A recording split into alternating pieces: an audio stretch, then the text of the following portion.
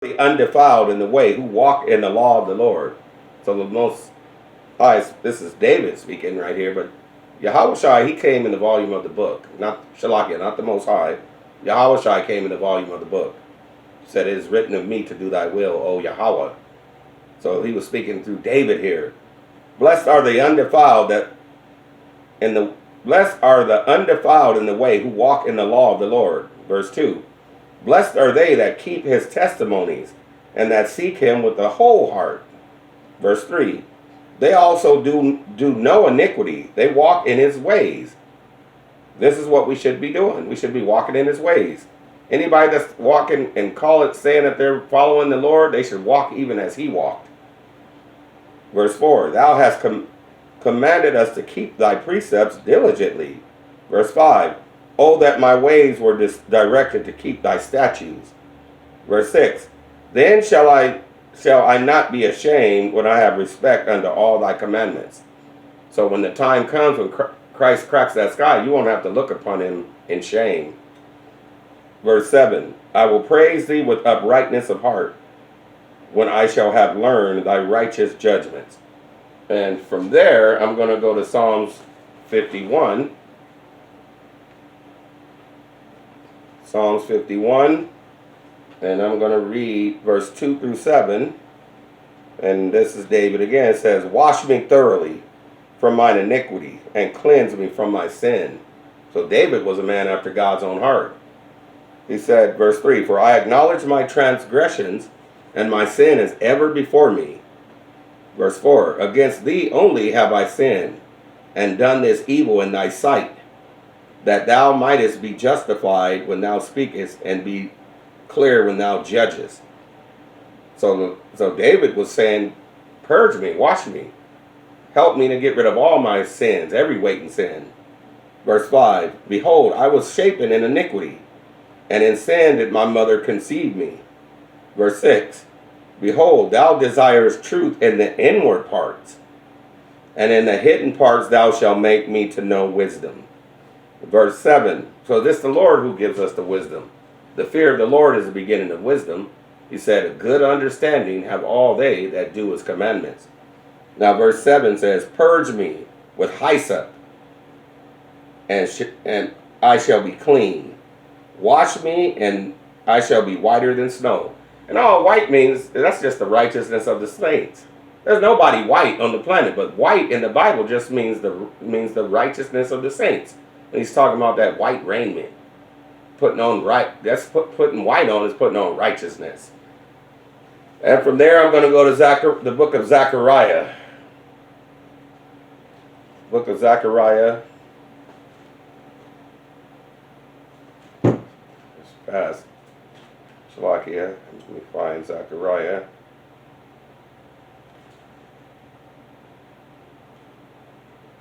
Just past it. There it is. Zechariah chapter 12, verse 7 through 10. And it reads, the Lord also shall save the tents of Judah first, that the glory of the house of David and the glory of the inhabitants of Jerusalem do not magnify themselves against Judah. That's why Judah has been out on the corners really strong. But the northern kingdom, they're coming around too. But he doesn't want the northern kingdom to magnify themselves against Judah, because a lot of people look down on Judah. Everybody's always trying to imitate Judah, but they also look down on Judah, because that's Christ's tribe. And that's the dark people, of course. Everyone knows that. And in that day shall the Lord defend the inhabitants of Jerusalem, all of the tribes. And he that is feeble among them at that day shall be as David. And the house of David shall be as God, as Yahweh, as the angel of the Lord before them. And it shall come to pass in that day that I will seek to destroy all the nations that come against Jerusalem. So everybody that's came against us, that's oppressed us, that's hated us, he's going to destroy them all the adversaries of his. And verse 10, and I will pour upon the house of David and upon the inhabitants of Jerusalem the spirit of grace and of supplication, and they shall look upon me, whom they have pierced. Now this is Yahushua speaking. They're going to look upon me, whom they have pierced, And they shall mourn for him, as one mourneth for his only son, and shall be in bitterness for him, as one that is in bitterness for his firstborn. So, and when it's all said and done, all eyes are gonna see Yahushua when he cracks that sky, even those that pierced him. That's what he's saying. Everybody's gonna see him. And from there, I'm gonna go to Hebrews chapter 10. Book of Hebrews chapter 10. I'm going to start at verse 21. And I'm going to read down to 39. And that reads, and having a high priest over the house of God, verse 22, let us draw near with a true heart in full assurance of faith, having our hearts sprinkled from an evil conscience and our bodies washed with pure water. So we got to make sure we're doing this with sincerity and with a pure heart. And let us hold fast the profession of our faith without wavering, for he is faithful that promised. And let us consider one another to provoke unto love and good works. To good works. Shalakia. 25. Not forsaking the assembling of ourselves together as the manner of some is, but exhorting one another, and so much the more as you see the day approaching. So the Lord is telling us to come together and exhort one another. Not be by yourself, being an individual Israelite. He's saying come together with your brothers. Verse 26, for if we sin willfully, after that we have received the knowledge of the truth, there remaineth no more sacrifice for sins. Verse 27, but a certain fearful looking for of judgment, and fiery indignation which shall devour the adversaries.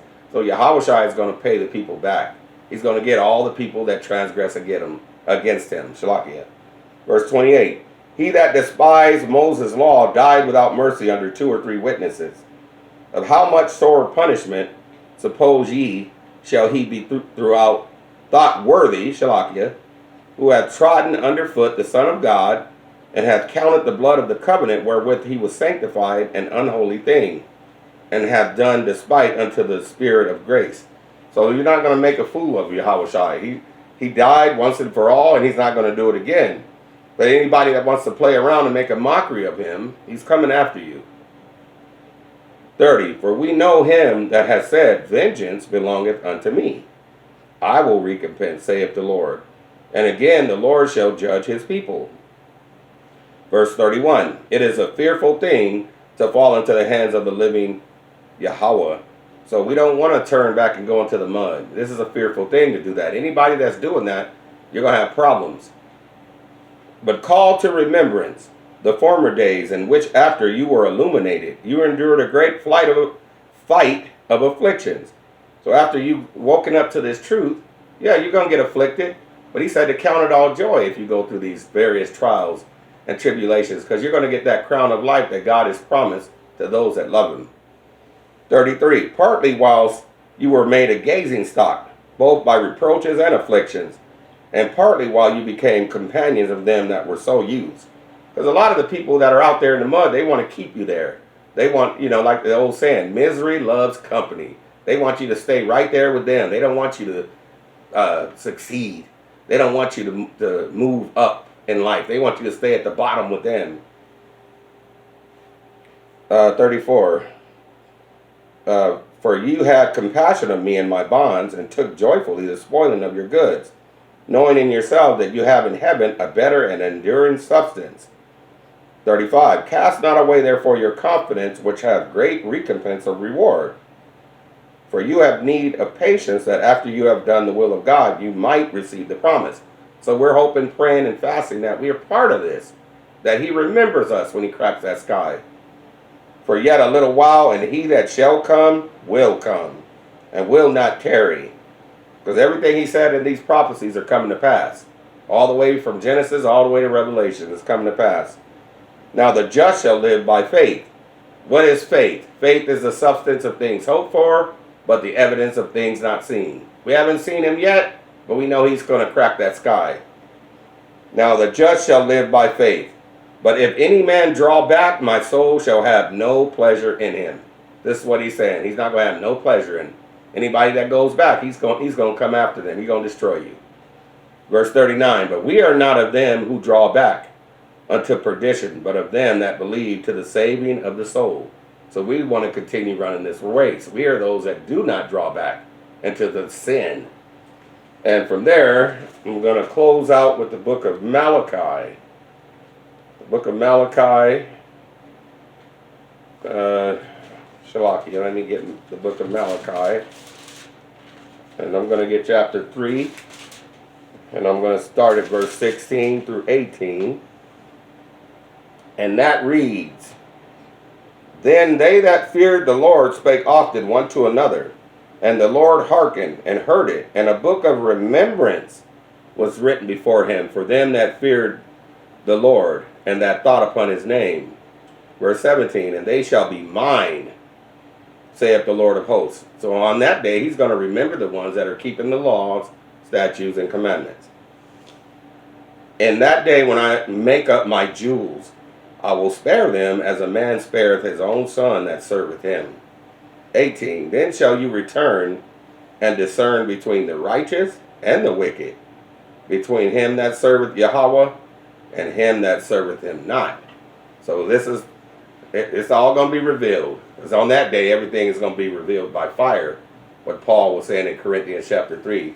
Everything's going to be revealed by fire. So if you make it through the fire, guess you were being obedient. But if you get burned up, you're going to suffer that loss. So with that, I'm going to give all honor and glory to Yahweh by Shem, Hamashiach, Yahweh Shai, Shalom.